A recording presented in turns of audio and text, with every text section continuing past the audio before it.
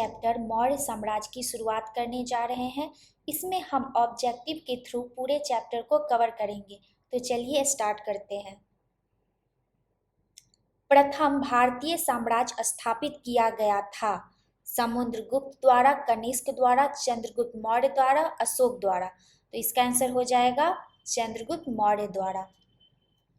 चंद्रगुप्त ने सबसे पहले उत्तर पश्चिम राज्यों में पंजाब और फिर सिंध को जीता। उसके बाद प्रवर्तक नामक राजा की सहायता से मगध को भी जीत लिया। फिर उसने सेल्यूकस को हराकर संपूर्ण भारत पर विजय प्राप्त किया।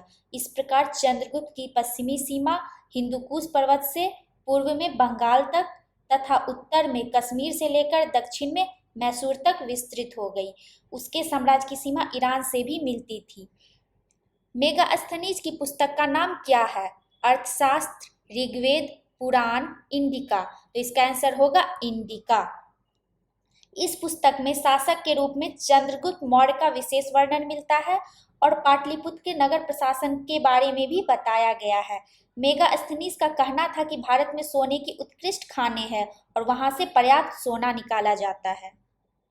नेक्स्ट, कौटिल्य चाणक्य किसका प्रधानमंत्री था? चंद्रगुप्त द्वितीय, चंद्रगुप्त मौर्य, अशोक, अजातशत्रु। तो इसका आंसर होगा चंद्रगुप्त मौर्य।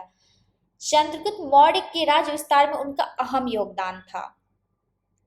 मौर्य साम्राज्य में प्रचलित मुद्रा का नाम क्या था? पन, दिनार, तोल, काकनी। तो इसका आंसर हो जाएगा पन। सर्वप्रथम किसने सेंड्रोकॉर्ड्स की पहचान चंद्रगुप्त मौर्य से की? Chanakya, sir William Jones, Strabo, Seleucus. तो इसका आंसर हो जाएगा सर विलियम जोन्स। नंद वंश के अंतिम शासक धननंद को मारकर जिसने मौर्य वंश की स्थापना की, यूनानी लेखकों के द्वारा उसे सेंड्रोकॉर्ड्स कहा गया। नेक्स्ट, कौटिल्य के अर्थशास्त्र में कुल कितने अधिकरण की व्याख्या की गई? 180 अधिकरण, 14 अधिकरण, 6 अधिकरण, 15 अधिकरण। तो इसका आंसर हो जाएगा 15 अधिकरण। अधिकरण का मतलब क्या होता है? भाग। अधिकरण का मतलब भाग होता है। इसमें 15 भाग थे, 180 प्रकरण मतलब उपभाग थे और 6000 श्लोक थे। सप्तांग सिद्धांत संबंधित है मौर्य साम्राज्य, गुप्त काल, वैदिक काल, मगध के उत्कर्ष का काल। तो इसका आंसर होगा मौर्य साम्राज्य। कौटिल्य का कहना था कि राज्य 7 तत्वों से निर्मित होता है, जो है स्वामी, अमात्य, जनपद, दुर्ग, कोष, दंड तथा मित्र।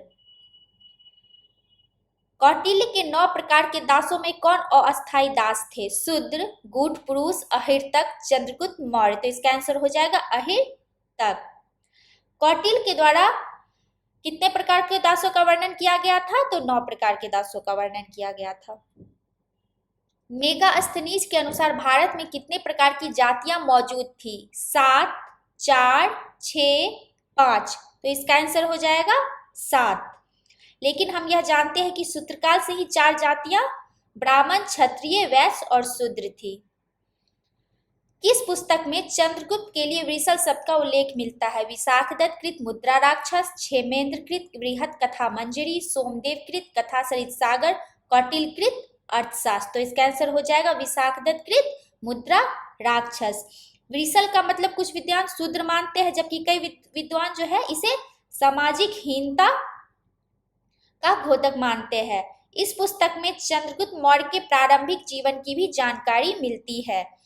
तो बृहत कथा मंजरी के लेखक क्षेमेंद्र थे, कथा सरित सागर सोमदेव द्वारा लिखा गया था और अर्थशास्त्र के रचयिता कौटिल्य थे।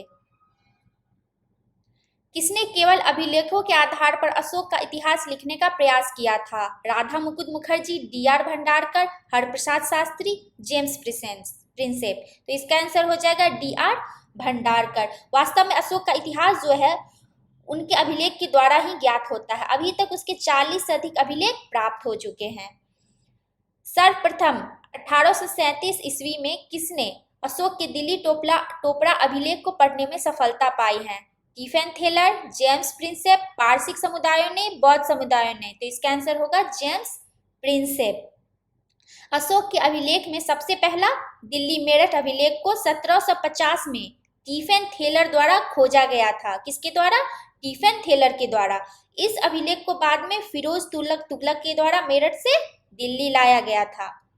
नेक्स्ट, सर भाब्रू या वैराट अभिलेख में अशोक को किस नाम से संबोधित किया गया है? कलिंग सम्राट, भगवान प्रिय, प्रियदर्शी, अभिलेखों के जन्मदाता। तो इसका आंसर होगा प्रियदर्शी। भाब्रू वैराट अभिलेख राजस्थान के जयपुर जिले से प्राप्त हुए थे। किसने पराजित होने पर हुए संधि के अनुसार अपनी पुत्री का विवाह चंद्रगुप्त मौर्य के साथ कर दिया? सेल्यूकस, सिकंदर, अशोक, घनानंद। तो इसका आंसर होगा सेल्यूकस।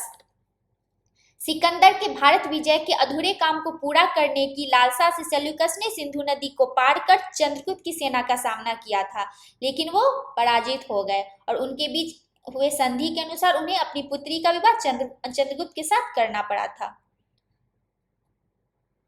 मौर्य साम्राज्य में राजभूमि पर खेती से प्राप्त होने वाली आय क्या कहलाती थी? भाग, सीता, शुल्क, हिरण्य। तो इसका आंसर होगा सीता। उसे सीता भूमि कहते थे। और स्वतंत्र रूप से खेती करने वाले किसानों से प्राप्त आय को भाग कहा जाता था, जो 1/6 से 1/4 तक थी। मौर्य काल में शिक्षा के प्रमुख केंद्र माने जाते हैं तक्षशिला, उज्जैन, वाराणसी। उपर्युक्त में से कोई नहीं या उपर्युक्त में से एक से अधिक। तो इसका आंसर हो जाएगा उपर्युक्त में से एक से अधिक। इस काल में वर्णाश्रम धर्म के अनुसार शिक्षा दिए जाते थे तथा धर्म, व्याकरण, अर्थ, राजनीति शिक्षा के महत्वपूर्ण विषय थे। अर्थशास्त्र में क्षेत्रक शब्द संबंधित है काश्तकार से, हस्तिवन से, भूस्वामी से, कृषक से। तो इसका आंसर होगा भूस्वामी से।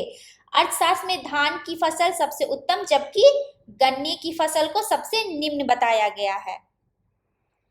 बौद्ध ग्रंथों के अनुसार अशोक ने कितने स्तूपों का निर्माण कराया? 14,000 स्तूपों का, 22 स्तूपों का, 80 स्तूपों का, 84,000 स्तूपों का। तो इसका आंसर हो जाएगा 84,000 स्तूपों का, जिसमें सांची का स्तूप तथा सारनाथ के स्तूप के महत्वपूर्ण स्तूप थे। गुफाओं का निर्माण भी मौर्य काल में ही प्रारंभ हो गया था। अशोक और उसके पुत्र जो दशरथ थे उनके द्वारा बराबर और नागार्जुन की पहाड़ी में आजीवकों को गुफा काटकर दिया गया था। मौर्य काल में स्वर्ण सिक्के को किस नाम से संबोधित किया जाता था? करसापन, निष्क, पन, मास्क। तो इसका आंसर हो जाएगा निष्क। फर्स्ट ऑप्शन में जो करसापन है, करसापन और पन चांदी के सिक्कों को कहा जाता था, जबकि मासक जो था वो तांबे को सिक्के को कहा जाता था। मौर्य वंश का अंतिम शासक कौन था?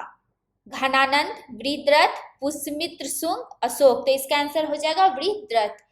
वृत्रथ का सेनापति पुष्यमित्र शुंग उसकी हत्या कर एक नए वंश शुंग वंश की नींव डाली थी।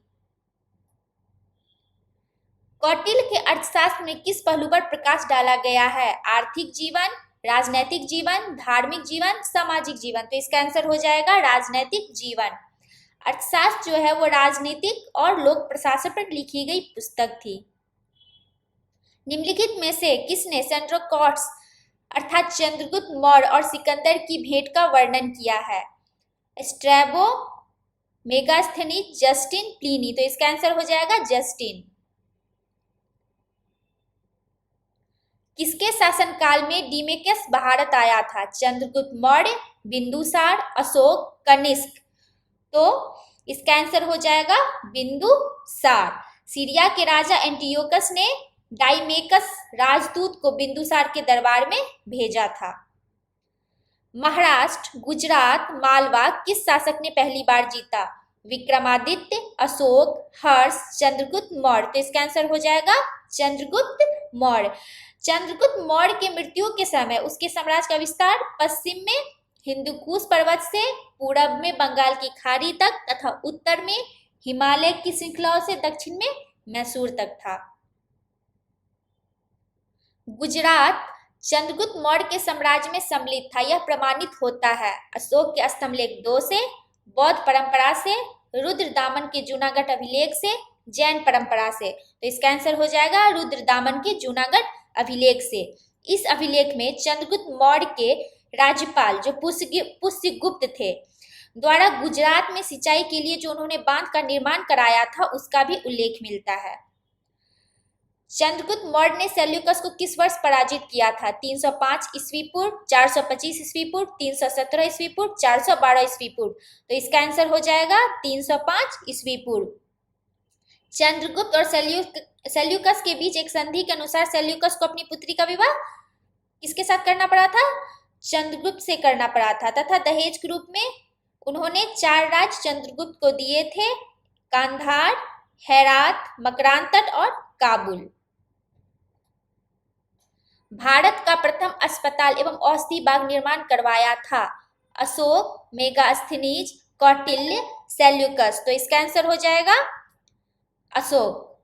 अशोक जो था वो संपूर्ण प्राणी जगत को उदारता के दृष्टिकोण से देखता था। इन्होंने पशु पक्षी को मारने पर भी रोक लगा दी थी। अशोक के धम्म में अच्छे कार्य करना, पाप रहित होना, दूसरों के प्रति अच्छे व्यवहार रखना, दया और दान, बड़ों की आज्ञा को मानना, गुरु का आदर करना तथा अपने धर्म के साथ साथ अन्य धर्मों की उन्नति की भी कामना करना उनके धर्म में शामिल था। नेक्स्ट, प्राचीन भारत में भाग एवं बलि थे? प्रशासनिक विभाग, राजस्व के स्रोत, धार्मिक अनुष्ठान, कृषक विभाग। तो इसका आंसर हो जाएगा राजस्व के स्रोत। प्राचीन भारत में राजा जो होता था वो भूमि का मालिक होता था और उस भूमि से जो उत्पादन होता था उसके एक भाग को कर के रूप में वसूला जाता था। इनमें से कौन स्रोत मौर्यों के नगर प्रशासन से संबंधित है? कौटिल्य का अर्थशास्त्र, मेगास्थनीज की इंडिका, विशाखदत्त का कृत मुद्रा राक्षस, अशोक के अभिलेख। तो इसका आंसर हो जाएगा मेगास्थनीज की इंडिका। इसमें पाटलिपुत्र के नगर प्रशासन के बारे में बताया गया है। इसमें बताया गया है कि पाटलिपुत्र का प्रशासन 6 समितियों द्वारा निर्मित था। नेक्स्ट, किसके शासनकाल में मेगास्थनीज भारत आया? अशोक, बिंदुसार, चंद्रगुप्त मौर्य, बृहद्रथ। तो इसका आंसर होगा चंद्रगुप्त मौर्य। चंद्रगुप्त मौर्य के शासनकाल में मेगास्थनीज जो था वह भारत आया था। मेगास्थनीज सेल्यूकस का राजदूत था। अभिलेखों में किस शासक का उल्लेख देवनाम प्रिय एवं प्रियदर्शी के रूप में किया गया? चंद्रगुप्त मौर्य, समुद्रगुप्त, अशोक, सेल्यूकस। तो इसका आंसर हो जाएगा अशोक। प्राचीन भारत में कौन सी लिपि दाईं ओर से बाईं ओर लिखी जाती थी? खरोष्ठी, ब्राह्मी, देवनागरी, नंदनागरी। तो इसका आंसर हो जाएगा खरोष्ठी। जनरली लिपि जो होती है वो बाएं से दाएं लिखी जाती है, लेकिन ये लिपि जो खरोष्ठी लिपि वो दाएं ओर से बाईं ओर लिखी जाती थी। अशोक के शिलालेख में प्रयुक्त भाषा है? हिंदी, संस्कृत, प्राकृत, पाली। तो इसका आंसर हो जाएगा प्राकृत। तथा लिपि जो थी वो ज्यादातर ब्राह्मी लिपि का प्रयोग किया गया था। कुछ अभिलेख खरोष्ठी, अरामाइक तथा यूनानी लिपि में भी लिखे गए थे। निम्नलिखित में से कौन सा कथन असत्य है? सांची का स्तूप, सारनाथ स्तंभ तथा श्रीनगर का निर्माण अशोक के द्वारा करवाया गया था। तीर्थ यात्रा के दौरान अशोक गया, कुशीनगर, लुम्बिनी, कपिलवस्तु, सारनाथ एवं श्रावस्ती गए। कलिंग विजय के बाद अशोक ने जैन धर्म को अंगीकार किया। अशोक और दशरथ बौद्ध धर्म के अनुयायी थे। तो इसमें कलिंग विजय के पश्चात अशोक ने जैन धर्म नहीं बौद्ध धर्म को अंगीकार किया था, तो ये गलत हो जाएगा। और सांची का स्तूप, सारनाथ स्तंभ और श्रीनगर का निर्माण अशोक के द्वारा करवाया गया था, ये बिल्कुल सही है। तीर्थ यात्रा के दौरान अशोक के द्वारा कुशीनगर, लुम्बिनी, कपिलवस्तु, सारनाथ और श्रावस्ती की यात्रा की गई थी। अशोक और दशरथ बौद्ध धर्म के अनुयायी थे, ये भी सही है। लेकिन कलिंग विजय के बाद उन्होंने जैन धर्म नहीं बौद्ध धर्म को स्वीकार किया था, तो ये गलत हो जाएगा। मौर्य काल में सार्थवाह का तात्पर्य था? प्रधान अधिकारी, तीर्थयात्रियों से, व्यापारियों के काफिलों से, राजस्व विभाग से। तो इसका आंसर होगा व्यापारियों के काफिलों से। निम्नलिखित में से कौन सा क्षेत्र अशोक के साम्राज्य में सम्मिलित नहीं था? कश्मीर, नेपाल, अफगानिस्तान, बिहार और बंगाल, श्रीलंका, कर्नाटक और आंध्र प्रदेश। तो इसका होगा आंसर श्रीलंका। श्रीलंका जो था वो अशोक के साम्राज्य में सम्मिलित नहीं था। इसके अलावा कश्मीर, नेपाल, अफगानिस्तान, बिहार और बंगाल, कर्नाटक और आंध्र प्रदेश अशोक के साम्राज्य में सम्मिलित था। दिव्य अवदान के अनुसार आजीवक संप्रदाय में किससे बिंदुसार के मधुर संबंध थे? पिंगलवत्स, एंटियोकस प्रथम, डाइमेकस, अशोक। तो इसका आंसर हो जाएगा पिंगलवत्स। तथा बिंदुसार के समय में तक्षशिला में वहां के अमात्यों के विरोध में एक विद्रोह भी हुआ था, जिसे दबाने के लिए अशोक को भेजा गया था। चंद्रगुप्त के शासन विस्तार में किसने मुख्य रूप से मदद की? महात्मा बुद्ध, भगवान महावीर, कौटिल्य, जैन समुदायों ने। तो इसका आंसर हो जाएगा कौटिल्य। कौटिल्य को भारत का मैकियावेली भी कहा गया है। प्राचीन भारत का वह प्रमुख शासक जिसने अपने अंतिम समय में जैन धर्म को अपनाया था? कुमारगुप्त, समुद्रगुप्त, चंद्रगुप्त मौर्य, स्कंदगुप्त। इसका आंसर हो जाएगा चंद्रगुप्त मौर्य। जैन ग्रंथ जो था वो राजावली के कथा में बताया गया है कि चंद्रगुप्त मौर्य अपने पुत्र सिंहसेन को राज्य सौंपकर कर्नाटक के चंद्रगिरी पर्वत पर तपस्या करके समलेखना पद्धति से अपने प्राण को त्याग दिए थे। समलेखना पद्धति मतलब अन्न का त्याग करना। नेक्स्ट, किसने उदारता और करुणा के त्रिविध आधार पर राजवंश की स्थापना की? सेल्यूकस, अकबर, सिकंदर, अशोक। तो इसका आंसर हो जाएगा अशोक। कलिंग विजय के बाद अशोक हमेशा के लिए युद्ध की नीति का त्याग करके धम्म विजय की नीति को अपनाया था। नंद वंश के बाद मगध पर किस राजवंश ने शासन किया? कण्व वंश, शुंग वंश, मौर्य वंश, गुप्त वंश। तो इसका आंसर हो जाएगा मौर्य वंश। किस ग्रंथ में शूद्रों के लिए आर्य शब्द को प्रयोग किया गया? अर्थशास्त्र, बृहत कथा मंजरी, मुद्रा राक्षस, कथा सरित सागर। तो इसका आंसर हो जाएगा अर्थशास्त्र।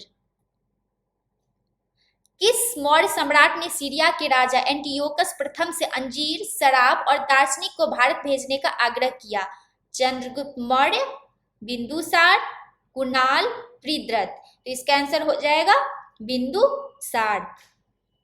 दार्शनिक को छोड़कर बिंदुसार द्वारा मांग की गई सभी वस्तुओं को एंटियोकस ने बिंदुसार को भेजा। उस समय एंटियोकस प्रथम कहाँ सीरिया का शासक था? कहाँ का शासक था? सीरिया का शासक था। निम्नलिखित में से कौन सा कथन असत्य है?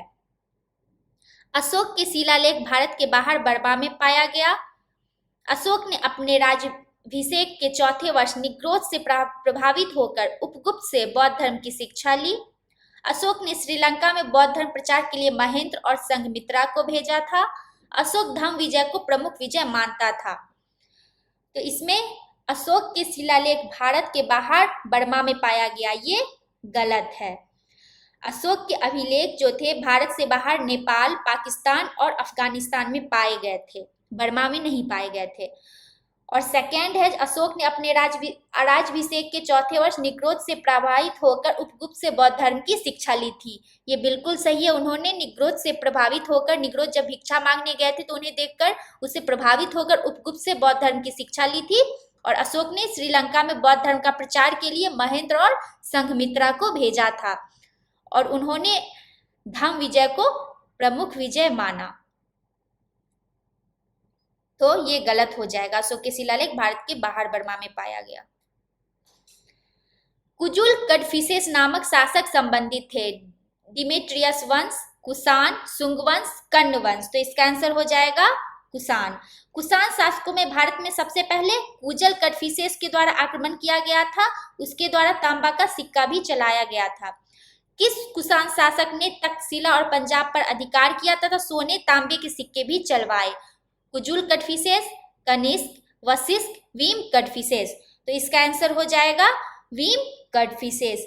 यह भारत में कुषाण शक्ति का वास्तविक संस्थापक था तथा इसके सिक्के पर शिव की आकृति उसके शैव धर्म में आस्था का प्रमाण है। किस शासक के समय भारत में दो नवीन कला शैलियों गांधार एवं मथुरा कला शैली का जन्म हुआ? रुद्रदामन, कनिष्क, पुष्यमित्र शुंग, सातकर्णी प्रथम। तो इसका आंसर हो जाएगा कनिष्क। गांधार कला शैली में बुद्ध की मूर्तियां काले स्लेटी पत्थर से बनाई गई थी, जबकि मथुरा कला शैली में लाल लाल बलुआ पत्थर का उपयोग किया जाता था। बुद्ध की प्रथम मूर्ति का निर्माण का श्रेय सबसे पहले मथुरा कला शैली को ही दिया गया है। नेक्स्ट, कर्ण वंश के बाद किस वंश ने भारत पर राज किया? शुंग वंश, सातवाहन वंश, वाकाटक वंश, गुप्त वंश। तो इसका आंसर हो जाएगा सातवाहन वंश। कर्ण वंश से पहले शुंग वंश का शासन था और कर्ण वंश के बाद सातवाहन वंश का। नेक्स्ट, हाथी गुम्बा अभिलेख संबंधित था। चेदी वंश का सबसे प्रतापी शासक खारवेल से नहरों की जानकारी देने वाला प्रथम अभिलेखीय साक्ष्य 4 अश्वमेध यज्ञ से जैन लोगों को ग्राम दान में दिए जाने का प्रथम उल्लेख, उपर्युक्त में से कोई नहीं या उपर्युक्त में से एक से अधिक। तो इसका आंसर हो जाएगा उपर्युक्त में से एक से अधिक, क्योंकि फर्स्ट ऑप्शन चेदी वंश का सबसे प्रतापी शासक खारवेल से इस अभिलेख से इसकी जानकारी मिलती है कि चेदी वंश का सबसे प्रतापी शासक खारवेल था। उसके बाद नहरों की जानकारी देने वाला प्रथम अभिलेखीय साक्ष्य भी इससे प्राप्त होता है। जैन लोगों को ग्राम दान में दिए जाने का प्रथम उल्लेख भी इसमें किया गया है, लेकिन 4 अश्वमेध यज्ञ इससे संबंधित नहीं थे। तो ये ऑप्शंस गलत है, लेकिन इसमें 3 ऑप्शन सही है, इसलिए उपर्युक्त में से एक से अधिक हो जाएगा। महामेध वाहन का संबंध किस वंश से था? कलिंग का चेदी वंश, वाकाटक वंश, आंध्र सातवाहन वंश, शुंग वंश। तो इसका आंसर हो जाएगा कलिंग का चेदी वंश। महामेधवान इस वंश का संस्थापक था। आज की क्लास यहीं समाप्त करते हैं। मिलते हैं नेक्स्ट वीडियो में एक नए अध्याय के साथ।